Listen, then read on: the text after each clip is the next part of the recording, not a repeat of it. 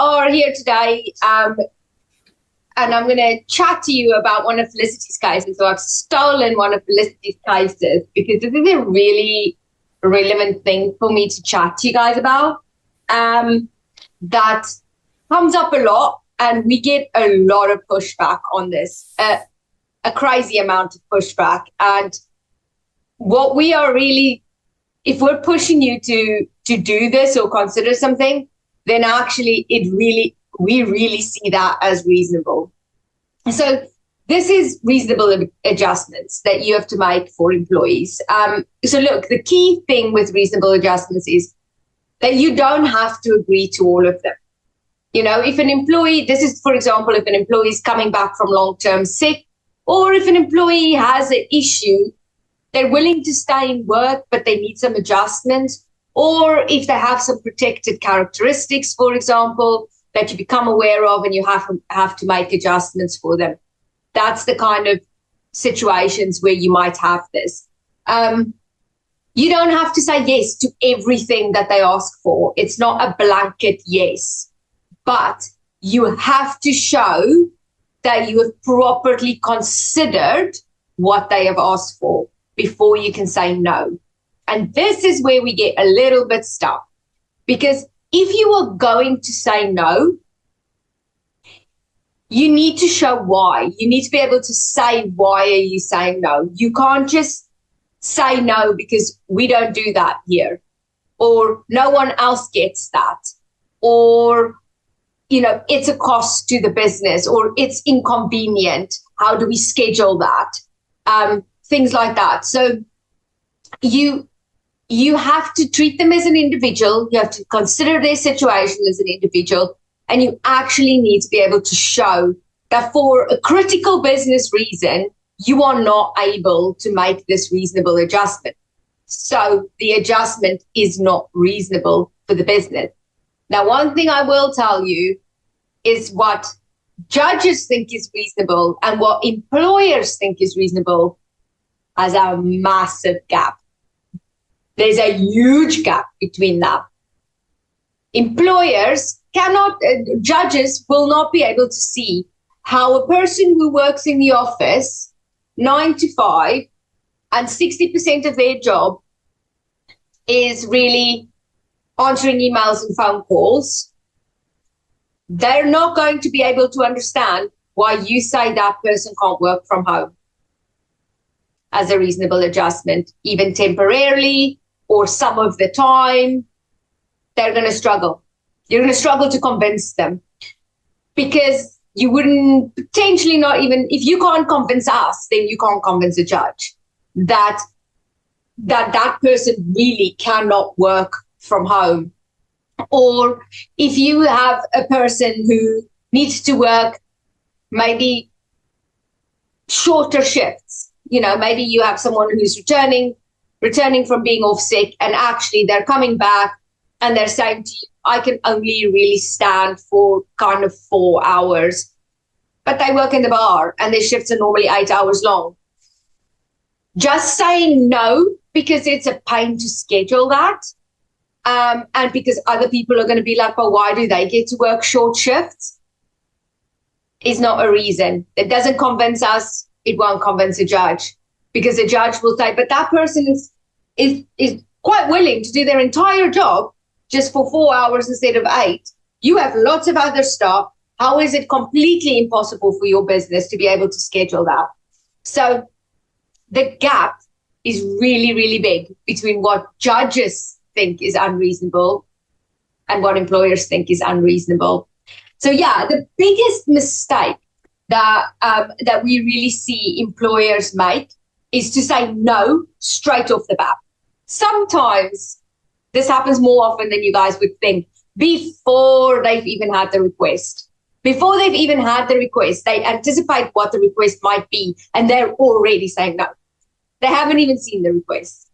They don't even know what it contains. This person might say, can I work from home on Wednesdays, because on a Wednesday afternoon, I need to go to physiotherapy and it's near my house and I can't make it. You don't even know what they're going to ask yet, but immediately saying no is the biggest mistake employers make. And then the second biggest mistake employers make is not treating the person as an individual. So giving answers like, well, everybody here works the same shift, or nobody here has any special shifts, or nobody else here works from home, or we don't allow that here. We don't allow home working here. We don't allow set shifts here. No, they can't do reduced duties. Their job is all of this, 100% of this. If they can't do 100% of this, they cannot do the job. No, they cannot have reduced duties. Those, because everybody else does the whole job, so it wouldn't be fair that they just did a part of it that they can do. That is the biggest mistake, not treating them as an individual, looking at what they can do and what you as an employer can adjust in their working pattern, their tasks and duties, their working environment to help them either come back to work or stay in work. That is what you are expected to do. So just a heads up, we get this a lot, and the email usually starts with, so-and-so has asked for reasonable adjustments. We cannot do this. That's usually, how do we say no? That is usually the tone of the email. Just a heads up, we are probably going to push back really, really hard on that, push you hard to say, prove to me that you really can't do it, that the business impact is so severe that it actually is not reasonable for you to do this. And if you can't convince me, you won't convince the judge. Any questions about that or anything else? Anything? God, have I scared you guys? You're all quiet. Murray, you're joining us today. We haven't seen you in a while. Are you well? Yes, thanks. I'm well. Sorry, I'm slightly late. My cat delivered a live mouse for me at 12:30 on the dot that I had to go and deal with. Wow, inconvenient timing. But yeah, I'm here now. Good to see you all. Good. Well, if there's no questions at all, guys, then I will let you go. But yeah, have a love. Oh, do you have a question, Murray? Yes, I didn't think it was going to be that quick. So we have a hotel client we've managed to get a supervisor who is very good at her job, and the hotel's very happy with her. Only problem is she's been working for 4 weeks now, and when she's in, she's great, but she's proving rather unreliable, and probably been off, sort of called in last minute for some reason. Family issue seems to be going through every member of her family and extended family, as to why she suddenly can't come in on a day or two. And this being a hotel, they particularly urgently need reliable supervisors. So I guess we sort of, the hotel manager today, when she said yesterday, she said, "Oh, I can't come into work today because my mother's suddenly fallen ill and we've had to rush her to hospital." And then this morning again, she's messaged the hotel manager. So she's also messaging the manager of the hotel rather than Kevin or I, who are her employers. Said to the manager, "Oh, we can't come in today. My mum's still not better. We'll be back tomorrow," which she said yesterday. And, so basically he responded to her and said, this has been numerous times in the last few weeks, and he's going to speak to Murray about it. Well, of course, it's a problem, him saying that to her with it being a medical emergency of her mum. I think and yes, we would be more sympathetic, and we don't know what's true and what isn't true. It's just she's proving someone rather unreliable and consistently pitching up for work. Yeah, well, that situation got quite messy. So if you guys don't know, Murray's company provides contract cleaning to other businesses. I'm sure one or all of you employ a contract cleaner. So Murray is on that side. And do give me a call if you need a contract cleaner. Yeah, if you need a contract cleaner, please call Murray. This has been complicated by the fact that she's communicating directly with the hotel general manager, who has now responded to her in a way that maybe is not the way you would have handled this, or at least not handled it without maybe having a quick chat with me. So that's made it messy for you. Basically, it's made it messy that she contacts him. He's frustrated. He's annoyed as your client because he's dealing with a problem that's not his problem. He doesn't employ her. And he's responded in a way that's now a problem for you. So at this point, I don't necessarily see it really as a problem so far. I just think it's made it a little bit messier. But honestly, what I think you need to do is you need to have a review meeting with her. If she's been with you for 4 weeks, say to her, this is a 4-week review meeting. In that meeting, bring up that if for any reason she's not going to be at work, that the correct way to report this absence is to contact you as her employer. Make it clear to her that you are her employer. The hotel is not her employer. And therefore she needs to contact you rather than contacting the hotel directly. The other thing that you want to then bring up with her is saying, bringing up the amount of absences that she's had. And you want to talk about them in general rather than specifically, oh, but your mum was ill, because some of them might be more risky to talk to her about and what to say to her than others. But it sounds like these are not necessarily sickness absence issues. So she's not off sick, which is, more common. You guys might have people who are unreliable, but it actually has to do with their own sickness absence, which is a different, that has to be handled differently, not like this.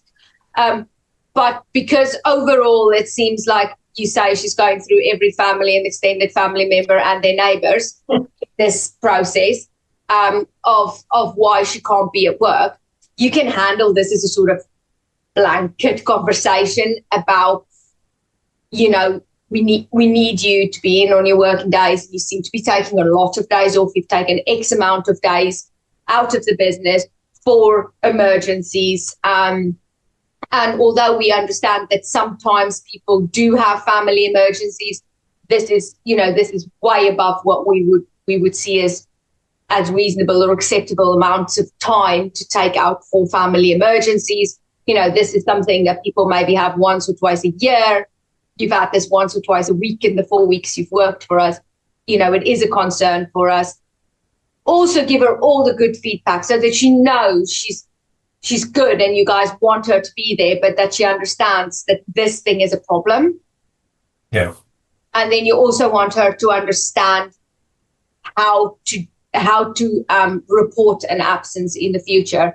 But make it clear what we're not saying is you can't be absent in the future for family issues or family emergencies. We're just saying the amount of time you're taking for family emergencies right now is really over and above what is acceptable to us. Yeah. And one of the days she took off, she said she needed to see, she had a doctor's appointment for medical health reasons, which was then a concern, but obviously she's raising what's potentially a protected characteristic if she's... Yeah, I wouldn't worry so much about that one. If she brings that one up, say, look, I'm not pointing any one of them specifically out. I understand that sometimes people need to go to the doctor. I understand that sometimes there are family emergencies. We understand all of those things. What I'm saying is the amount of time that you have taken off in the first 4 weeks is really over and above what we see as reasonable for an employee to take off. So if she tries to go into specific issues, back out of that every time and say, I'm not, we don't have an issue with any of your specific situations. It's the amount of time in general that you have already taken off in the first 4 weeks that is a concern to us. So keep bringing it back to that. Don't let her pull you into talking about specific examples, because that's where you're going to trip up.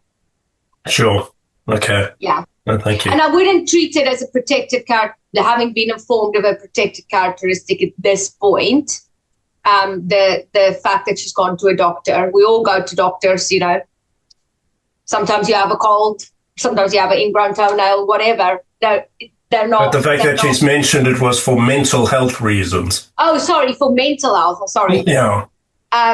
Yeah, so if it's for mental health reasons, yes, then I would say there is probably something there. And maybe if that comes up, ask the question and say, do you want to tell me a little bit more about that? I'd say at this point, if it doesn't come up in your conversation, keep it in mind when we need to deal with her in the future regarding matters, but let's not dig into it right now. If it comes up again and she's in the future, she maybe again tells you she goes to the doctor for mental health reasons, then say to her, okay, do you want to talk to me about that? Is that something you want to discuss with me?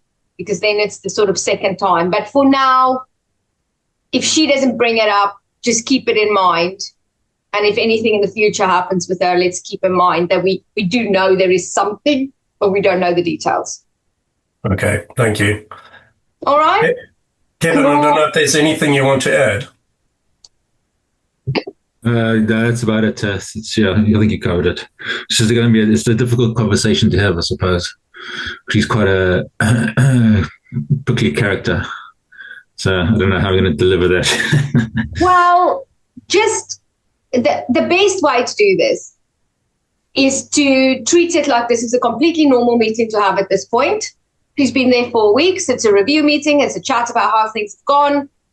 Start off with some good stuff. End with some good stuff. Talk about the prickly things in the middle.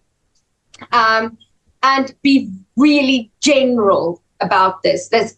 It's usually the opposite of what I tell my clients to do. Usually I tell my clients to deal with them individually, but that's usually when it's sickness absence. But this one, I think you want to deal with it in general in terms of saying, look, you've taken 11 days or whatever off already in the 4 weeks that you've worked for us. That's not an amount that is reasonably acceptable for us. We understand people have family emergencies. We understand people need to go to the doctor. We respect all of that. It's just the amount of time that you've already taken off is a concern for us, and we really need to see an improvement in that. And just keep it really high level like that. Don't get dragged into many conversations about it. Okay. And remember her conduct as well. If her conduct if she loses it in the meeting and she gets to a point where she's rude and defensive and angry, mention that, but calm it down. Say to her, this is not the way that we have conversations here. We don't scream, we don't shout, we don't, this is a perfectly normal 4-week review meeting. We're telling you the things we're happy about. We're giving you feedback. We're giving you feedback about the concerns we have. This is to help you improve. This is a perfectly, regular or routine conversation to have. Bring her back down, but point out that her conduct at that moment is not okay. Sure. Okay, thank you.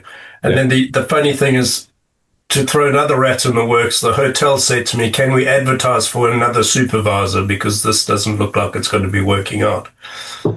So, and if I put an advert up for another supervisor, she's going to see that for sure. Well, if you put an advert up that links it to the hotel, yes, and then that's a problem. Whereas if you just put an advert up for your business, looking for a supervisor, a contract cleaning supervisor level person. She doesn't know it. She can't prove it's for the hotel. You guys have lots of contracts. You could be looking for a supervisor level role for any of your sites, or just in general, having an ad like that open, because from time to time you need people and you're wanting to kind of farm those candidates as such. If you do need to advertise it, just don't link it to the specific job. Okay, thanks. But also keep in mind with this general manager, what we don't want is, make sure that I realize it's difficult with clients and you don't want to say to him, please don't speak to my staff about your concerns.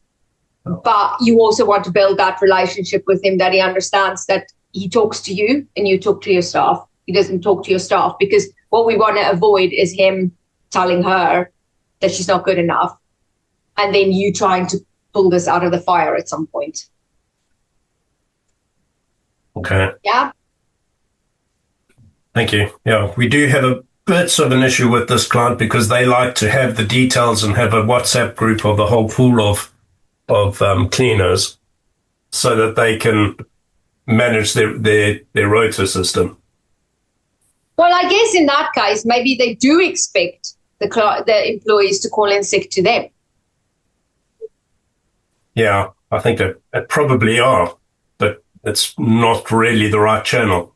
It's not the right channel. So maybe you need to establish with your staff that they first let you know and then they post it or something along those lines.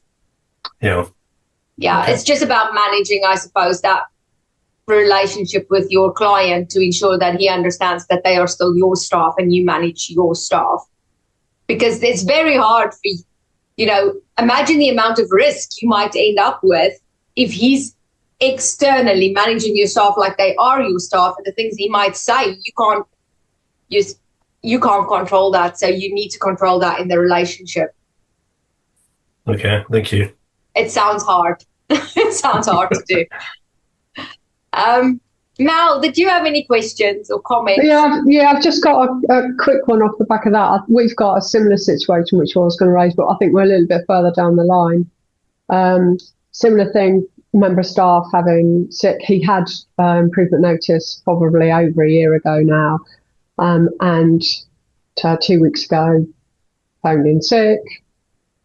Now phoned in sick, returned to work, interview was done, and he cited mental health issues. So when I spoke to the course manager, I said, we need to find out what the mental health issues relate to. Anyway, it transpires that he's going through a divorce, and he felt he couldn't work. So he's then come back to work. He's worked 2 days this week and he's been sent home yesterday because he's not in a fit state and he's upset and he's crying. So the course manager said, take the rest of the week off, get yourself sorted, and we'll talk about it when you come back. So I think we're probably, just to reconfirm, I think we're at the stage of a little bit further down because he's going to have that conversation of this is now not acceptable because he has a history of random sick days for childcare. Similar thing, it's something else and then another reason and another reason. And although we are reasonable with if it's childcare and we give them 24 hours, he needs to make that provision. He shouldn't be the first port call. So we've already had that historically with him. So I think next week this is going to be we expect an improvement in his sickness for the next 4 weeks. There are, on top of that, some standards that need to be addressed, but we'll deal with that separately. So I'm just ticking the box to make sure that we are going down the right route and we have our ducks in a line to sort out the sickness absence first, expects an improvement, and then we can then start to address the poor performance. Yeah, he has actually got a protective characteristic because he has epilepsy. So we've already done that over the past 2 years and done the letters and consultants and what he can do and can't do. So there's a lot of history to this one, but now this is the next thing that's put into the mix. But this is not, none of these absences are related. No, exactly. They're not related to, no, it's independent. We pick them off independently and split them out from, that's his disability, this is home stuff, sickness, not feeling very well, divorce, whatever it is. So we do pick them off individually. But he has more sick than any other member of staff, aside from, even if we take his disability out of it. Yeah. So, I mean, I think that, again, is probably the way to handle the conversation.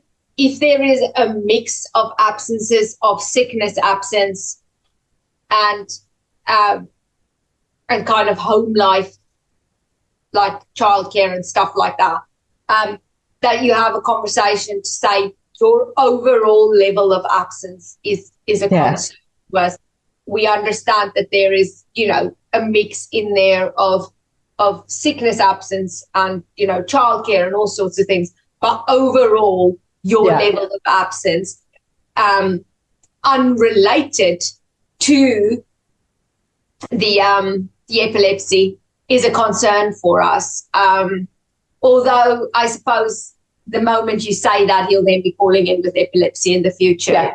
Yeah. But then we'll go back to writing to the doctor, doing all of that malarkey again. So but it might be worth a further conversation about the mental health part of this, because mental health isn't necessarily always a protected characteristic. That's really important to understand. I think it feels like it's the first port of call for a lot of people now. That's what they say, but that's not actually the underlying issue that's causing that. And even if it is, it's not necessarily. So what we see a lot is, and it's just about how the language has changed over the last few years. We do see people who call in sick and say, it's my mental health. Okay. And then you ask them about that, and then it's what they meant by that is, on that day I felt really low. On that day I felt anxious. Not I have an anxiety condition, or I have a mental health, long-term mental health condition or diagnosis. That is just people saying, oh, my mental health's not good today. It has become the language people use now, just to say, I don't feel great today in myself. I feel a bit low today. I'm in a bad mood, whatever, or I feel anxious today. I feel stressed today. Instead of saying, I'm having a bad day. I don't feel up to coming to work today. I'm really stressed. I'm really anxious. I'm really upset. People are now just saying, oh, my mental health's not good. And we're immediately going, oh, gosh, mental health. Protected characteristic, when it isn't necessarily. It is a protected characteristic when it's a longer term condition. It's a condition that they have had medical treatment for, they've sought medical treatment for, they maybe have a diagnosis for, they're maybe being medicated for. It's a long term condition affecting their quality of life longer term. That's when it becomes a disability.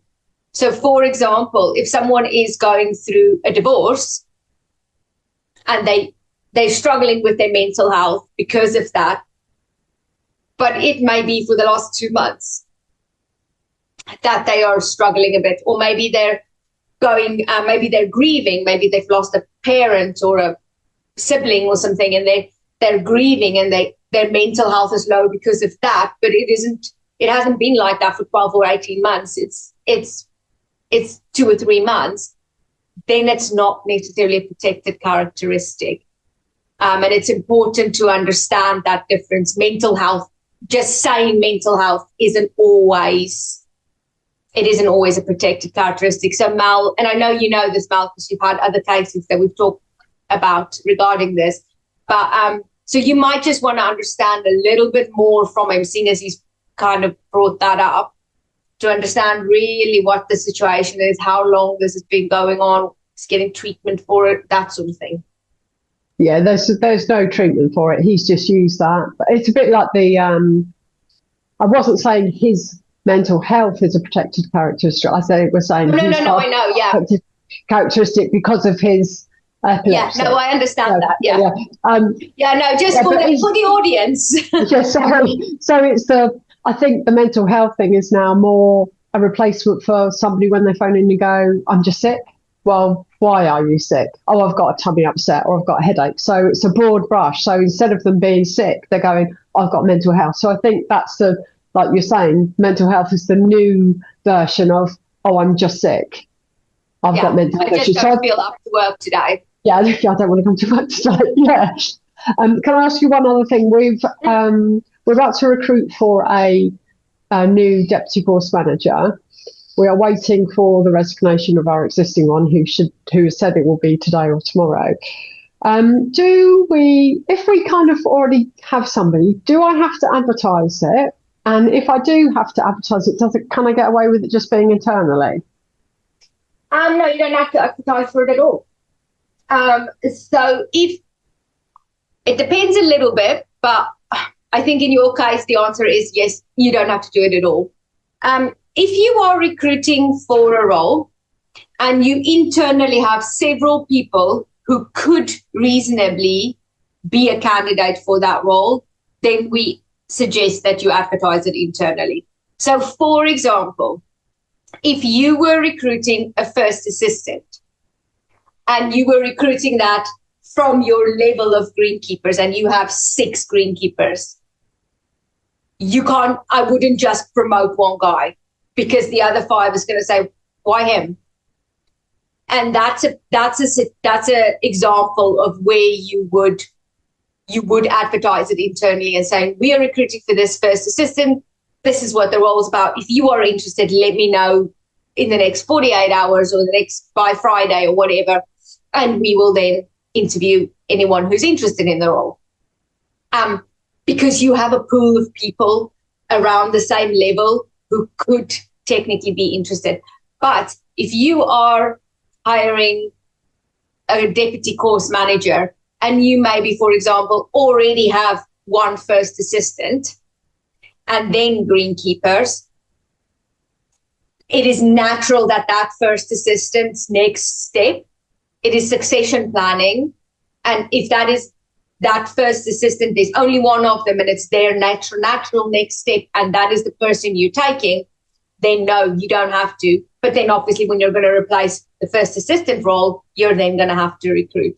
So and that kind of goes for anything internally within your business. First of all, there's never, ever, ever a requirement. There's no such thing as a legal requirement to advertise externally. Does not exist. There's one place only that you need to do it, and that is if you were going to apply for a sponsorship license for someone, which is something I don't talk to people about because it's immigration. But if you were ever in that position, your immigration person will tell you that. Other than that, there is no legal requirement ever to externally recruit.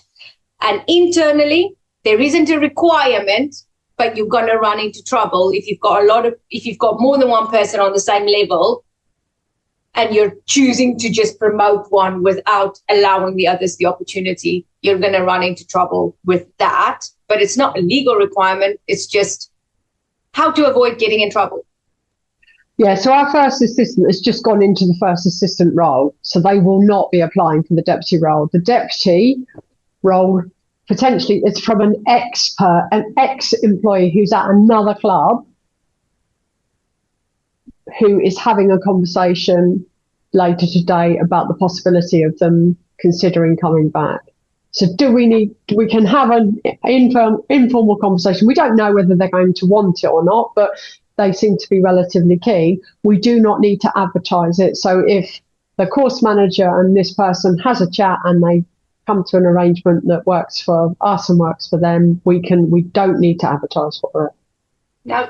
Perfect. But as you're bringing someone back, just a but there, because, politics.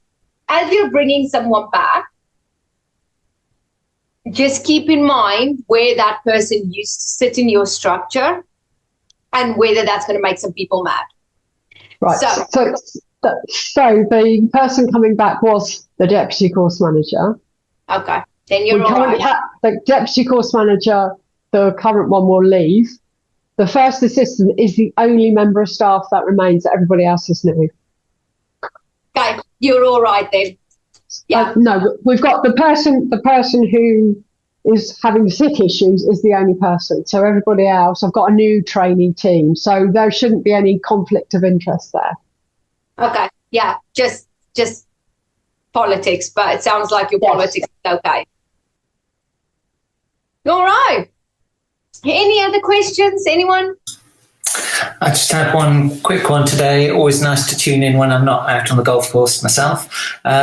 We've had an admin member of staff replacement, I think, in the last month. So I think technically they are still just in their first month.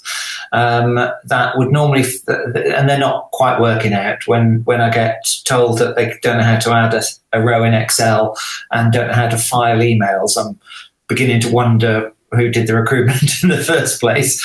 But the one thing I was just double checking to make sure we tread down the right path is, whilst I think they're still in the first month, so we don't need any notice, or even if they're just over, it's only 1 week's notice anyway in our contracts. I don't think that the manager, the director, has put a contract in place yet with the individual. Anything I should be aware of in that sort of instance?